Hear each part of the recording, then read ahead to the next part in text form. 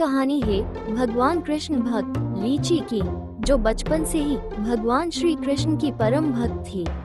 लीची के पिता फलों का ठेला लगाते और लीची की माँ लोगों के घरों में झाड़ू पोछा का काम किया करती। इतना करने पर भी लीची का घर चलना बहुत ही मुश्किल था। लीची का परिवार एक टूटी फूटी झोपड़ी में रहा करते। जैसे जैसे लीची बड़ी होती जा रही थी, वैसे वैसे उसका मन कृष्ण भक्ति में और भी ज्यादा लगने लगा। लीची ने अपने झोपड़ी के कोने में भगवान श्री कृष्ण की छोटी सी मूर्ति रखी हुई थी। वो अपने कृष्ण का अच्छे से ध्यान रखा करती। एक रात बहुत ही तेज बारिश होने लगी। लीची का घर टूटा फूटा होने की वजह से बारिश में पानी गिरने लगा और झोपड़ी में भी दरवाजे से पानी भरने लगा। ये सब देखकर लीची की माँ काफी डर गई और लीची से बोली, लीची, ओ लीची, उठ जा, घर में पानी भर रहा है। घर में पानी भरता हुआ देख तीनों ही काफी डर जाते हैं। लीची उठते ही अपने कृष्ण भगवान की मूर्ति को उठा लेती हैं और अपने माता पिता के साथ चारपाई पर बैठ जाती हैं। वो तीनों ही बारिश के रुकने का इंतजार कर रहे थे, लेकिन बारिश रुकने की बजाय और भी तेज हो जाती है।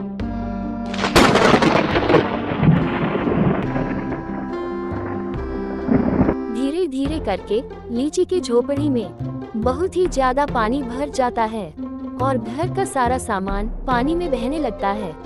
ये सब देखकर वो तीनों ही काफी घबरा जाते हैं। हमारे घर में बहुत ही ज्यादा पानी भर चुका है और बारिश तो रुकने का नाम ही नहीं ले रही। मुझे लग रहा है हमें यहाँ से निकलना ही होगा। लेकिन रात बहुत ही ज्यादा हो चुकी है, हम इतनी रात में कहाँ जाएंगे? घर का लगभग सारा सामान पानी में बह चुका था, लेकिन लीची ने अपने कृष्ण भगवान की मूर्ति को हाथ में पड़े हुई थी। आलू कैसे भी करके लीची और प्याज को लेकर झोपड़ी के बाहर निकल आता है। बाहर बहुत ही तेज बारिश हो रही थी।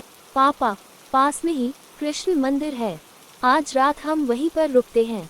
वहाँ पर यह पानी हमारा कुछ नहीं बिगाड़ पाएगा। हाँ बिटिया, तुम सही बोल रही हो। अब तो हमें सिर्फ कृष्ण कन्हैया ही बचा सकते हैं। चलो हम सब वहीं पर चलते हैं। फिर तीनों है बारिश में भीगते हुए मंदिर पहुँच जाते हैं। मंदिर में वो तीनों ही सुरक्षित थे। वहाँ पर पानी जाना नामुमकिन था, लेकिन उनकी झोपड़ी पूरी तरीके से टूट चुकी थी। ये देखकर तीनों बहुत ही दुखी हो जाते हैं। हे भगवान, यह क्या हो गया? हमारी झोपड़ी तो पूरी तरीके से टूट चुकी है। अब हम कहाँ रहेंगे, कहाँ जाएंगे? तुम सब चिंता मत करो, कृष्ण भगवान सब ठीक कर देंगे। उस दिन वो तीनों ही पूरी रात इस मंदिर में गुजारते हैं। लीची पूरी रात भगवान श्री कृष्ण की मूर्ति के सामने खड़ी रहती है। सुबह होते होते बारिश भी पूरी तरीके से रुक जाती है। सुबह होते ही मंदिर के पुजारी मंदिर में आ जाते हैं। पुजारी जैसे ही मंदिर में आते हैं तो लीची और लीची के परिवार को वहां पर देखते हैं। क्या हुआ बेटा, तुम लोग पूरी रात मंदिर में ही थे क्या? हाँ पुजारी जी, हमारा घर पूरी तरीके से टूट चुका है, इसीलिए हम लोग यहाँ पर आ गए। यह मेरी बेटी लीची है। ये भगवान श्री कृष्ण को बड़ा ही मानती है और कल इसने ही हमें इस मंदिर के बारे में बताया, इसलिए हम यहाँ पर आ गए। हाँ हाँ, मैं जानता हूँ इस बच्ची को, ये रोज इस मंदिर में आती है। छोटी सी उम्र में इस बच्ची की भक्ति देखकर मैं तो दंग रह गया हूँ। आप सब बिल्कुल भी चिंता मत कीजिए, आप सब भगवान के शरण में आए हैं। भगवान आप सब का भला जरूर करेंगे। आप सब जब तक चाहे तब तक मंदिर में रह सकते हैं। बहुत बहुत धन्यवाद पुजारी जी। उस दिन से लीची का परिवार कृष्ण मंदिर में ही रहने लगा। उस दिन के बाद आलू और प्याज ने किसी तरह अपना काम फिर से शुरू कर दिया और लीची अब मंदिर की साफ सफाई किया करती। अब लीची बहुत ही खुश थी, क्योंकि लीची को अब भगवान श्री कृष्ण के मंदिर के पास रहने का मौका मिल गया। अब लीची पूरे दिन अपने भक्ति में डूबी रहती। लीची अपने बाल गोपाल की मूर्ति से पूरे दिन बातें किया करती हैं। ऐसे ही समय बीतने लगता है। जैसे तैसे करके आलू फिर से अपना फलों का दुकान खोल लेता है। वो तीनों ही मंदिर के पास में ही घर किराए पर लेकर रहने लगे। मंदिर के पास घर होने की वजह से लीची अब घर से ज्यादा मंदिर में ही अपना समय बिताती। एक दिन आलू दुकान से अपने घर आया और प्यार से बोला, प्याज, मैं खुशखबरी लाया हूँ। मुझे पूरा यकीन है तुम खुशखबरी सुनकर खुशी के मारे उछल पड़ोगी। हाँ हाँ, अगर इतनी है खुशी की बात है तो जल्दी से बताए ना। हमारे दुकान के पास में ही एक बड़ी सी मिठाई की दुकान है ना, तरबूज सेठ जी की। उन्होंने अपने बेटे आम के लिए हमारी बेटी लीची का हाथ मांगा है। अब तो हमारी बेटी की किस्मत खुल जाएगी। उनकी दुकान तो बहुत ही अच्छी चलती है और बहुत ही बड़ी भी है।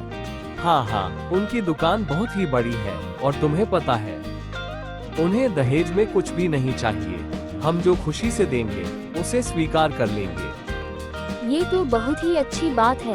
आपने सच कहा था कि मैं खुशी के मारे उछल पड़ूंगी। लीची भी वहीं पास में खड़ी थी। वो अपने मम्मी पापा की बातें सुन लेती है। मम्मी पापा, मुझे अभी शादी नहीं करनी। मैं बहुत ही खुश हूँ अपने कृष्ण कन्हैया के साथ। ऐसा नहीं होता, हर लड़की को शादी करके जाना ही पड़ता है। तू बिल्कुल भी चिंता मत कर।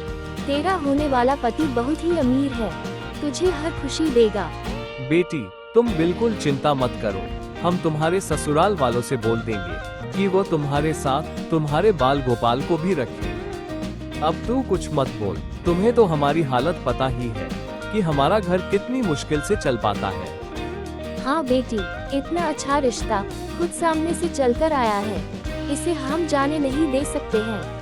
लीची अपने माता पिता की बातें मानकर आम से शादी कर लेती है। लेकिन आम को लेकर जो बातें बताई गई थी वो बिल्कुल अलग थी। आम का मन किसी काम में नहीं लगता। वो सारा दिन घर में पड़ा रहता। आम कोई काम धंधा नहीं करता और शाम के समय दोस्तों के साथ नशा भी करता। सारा दिन अय्याशी में गुजारता। लीची के ससुर तरबूज ने आम के बारे में झूठ बोला था। पहले तो तरबूज सेठ घर का खर्च उठाते, लेकिन अब उनकी हालत काफी खराब हो चुकी थी, इसीलिए अब वो दुकान नहीं चला पा रहे थे। और फिर लंबी बीमारी से लड़ते हुए कुछ ही साल में उनका भी देहांत हो गया। अपने पिता के गुजर जाने के बाद भी आम की आंखें नहीं खुली। अब तो आम की दुकान भी बंद हो गई।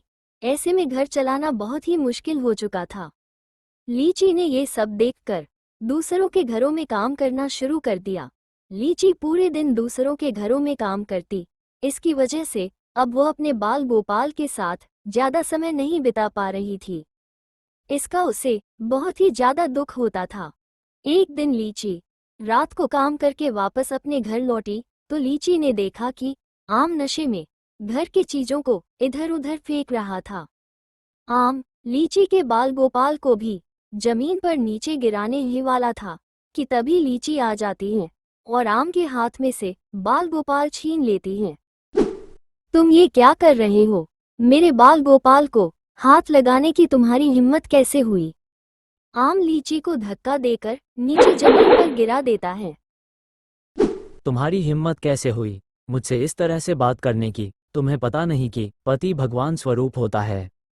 अब तू जल्दी से मुझे दारू की बोतल दे, नहीं तो मैं तुम्हें मार मार कर तुम्हारी खाल उतार दूंगा। लीची आम को शराब की बोतल देती है और रोते हुए अपने बाल गोपाल से कहती है, मुझे माफ कर दीजिए। अब से आप हमेशा मेरे साथ ही रहोगे, आपको कोई हाथ नहीं लगाएगा। आम का बर्ताव और उसका स्वास्थ्य दिन प्रतिदिन खराब होता जा रहा था। लीची अब मां बनने वाली थी, इसके बावजूद आम में कोई बदलाव नहीं आया। काम करके पैसे घर लाना तो दूर, वो लीची की कमाई को भी दारू में उड़ा देता। लीची के माता पिता का भी देहांत हो गया था। अब लीची अकेली थी। हद से ज्यादा नशा करने की वजह से अब आम की तबीयत ज्यादा खराब होने लगी थी। नशे की लत ने आम को मौत के करीब ले आया था। जब आम को इस बात का एहसास हुआ तब वो लीची से बोला, लीची, हो सके तो मुझे माफ कर देना। अब मैं समझ गया हूँ कि मैं गलत था। मुझसे बहुत ही बड़ी गलती हो गई। अब मैं अपनी गलती सुधार भी नहीं सकता। मैंने बहुत सारे पाप किए हैं और भगवान ने मुझे इसकी सजा भी मुझे दे दी है। मैंने तुम्हारी जिंदगी खराब कर दी। ये आम के आखिरी शब्द थे। अब उसकी भी मृत्यु हो जाती है। लीची उस दिन बहुत ही रोई। अब लीची के पास कोई नहीं था। अपने बाल गोपाल को देखकर उसमें थोड़ी हिम्मत आई। कुछ दिनों बाद लीची ने प्यारे से बेटे को जन्म दिया और अब वो अपने बेटे के लिए जीने लगी। धीरे धीरे लीची का बेटा बड़ा होने लगा। अब लीची जैसे अपने बाल गोपाल का ख्याल रखती, वैसे ही अपने बेटे का भी ख्याल रखती है। लेकिन ये सब लीची के बेटे को समझ में नहीं आता था। एक बार लीची के बेटे ने अपनी माँ से पूछा, माँ, ये बाल गोपाल कौन है? वो मेरे सब कुछ हैं बेटा, उन्हीं की वजह से आज हम दोनों जिंदा हैं। ऐसे ही कुछ दिन बीत गए। अब लीची बूढ़ी हो चुकी थी और लीची का बेटा बड़ा हो चुका था। लीची का बेटा आलू अपनी माँ की मजबूरी जानता था, इसीलिए उसने बहुत ही दिल लगाकर पढ़ाई की और सरकार से स्कॉलरशिप हासिल की और अच्छे अंकों से कॉलेज पास कर लिया। कॉलेज पास करते ही आलू को बहुत ही अच्छी नौकरी मिल गई। नौकरी मिलते ही आलू अपनी माँ के पास गया और बोला, मेरी नौकरी लग गई है। अब आपको कोई काम करने की जरूरत नहीं है। अब घर का सारा खर्च मैं चलाऊंगा। अब आप पूरे दिन घर में बैठकर आराम करना। ये सब मेरे बाल गोपाल की कृपा है। आज मेरी और तुम्हारी मेहनत रंग लाई। मैं बहुत ही खुश हूँ। ऐसे ही कुछ दिन बीत जाते हैं। एक दिन गलती से आलू के हाथ से बाल गोपाल की मूर्ति नीचे गिर जाती है। ये देखकर लीची बहुत ही नाराज हो जाती है और बहुत ही गुस्से से कहती है, तुम्हें दिखाई नहीं देता? ये तुमने क्या किया? मेरे बाल गोपाल को नीचे गिरा दिया। ला मुझे दे मेरे बाल गोपाल को। मुझे माफ कर दीजिए माँ, मुझसे गलती हो गई। तभी लीची देखती है कि उसके बाल गोपाल की मूर्ति थोड़ी सी टूट गई थी। ये देखकर लीची घबरा जाती है और कहती है, बेटा आलू, अभी जल्दी से जा और डॉक्टर को बुलाकर लेकर आ जा। फिर आलू डॉक्टर को बुलाकर लेकर आ जाता है। आलू ने पहले से ही डॉक्टर को सब कुछ समझा दिया था कि उसकी माँ थोड़ी सी अलग है। डॉक्टर साहब, मेरे बाल गोपाल गिर गए थे, उन्हें चोट आए हैं, आप इन्हें जल्दी से ठीक कर देंगे ना? डॉक्टर आलू की तरफ देखता है और आलू का इशारा देखकर वो बाल गोपाल की मर्म पट्टी करने का दिखावा करता है। फिर उस मूर्ति को लीची को देते हुए कहता, लीजिए माँ जी, अब आपके बाल गोपाल बिल्कुल ठीक है। ऐसे कैसे ठीक है? इतनी ऊपर से गिरे हैं मेरे बाल गोपाल। तुमने क्या यह आला शक्ल दिखाने के लिए लगा रखा है? इस आले से चेक करो, मेरे बाल गोपाल की सांसें चल तो रही है ना? डॉक्टर फिर से आलू की तरफ देखता है। आलू का इशारा मिलने पर फिर से आला लगाकर जांच करने का दिखावा करता है। उसके बाद जो हुआ उसे देखकर तो डॉक्टर के होश ही उड़ गए। डॉक्टर को बाल गोपाल की धड़कनें सुनाई दे रही थी। डॉक्टर ने एक बार नहीं बल्कि बहुत बार जांच की, लेकिन हर बार यही हुआ। ये देखकर डॉक्टर के चेहरे का रंग ही उड़ गया था। डॉक्टर को ऐसा देख आलू ने कहा, क्या हुआ डॉक्टर साहब, आपकी तबीयत तो ठीक है ना? डॉक्टर आलू को आला देकर बाल गोपाल की धड़कनों की आवाज सुनाता है। ये देखकर आलू के भी होश उड़ जाते हैं। ये तुम दोनों क्या कर रहे हो?